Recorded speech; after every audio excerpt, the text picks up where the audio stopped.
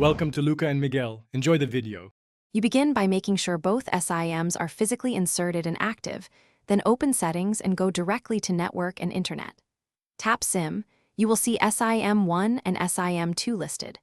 Once there, toggle Mobile Data on if it's off, and select which SIM the phone should use for data.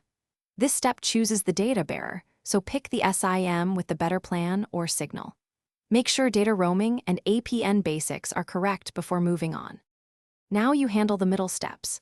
Adjust the APN and priority settings so the chosen SIM negotiates data correctly.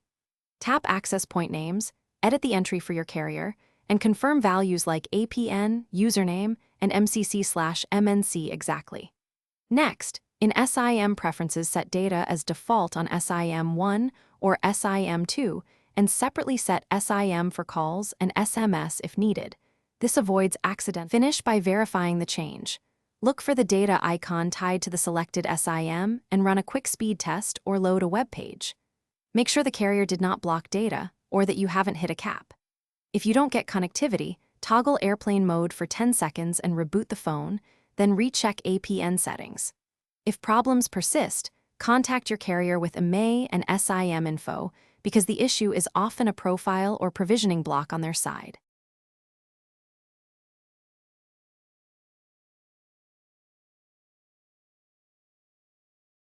Thanks for watching and please subscribe. It's the best investment you'll ever make.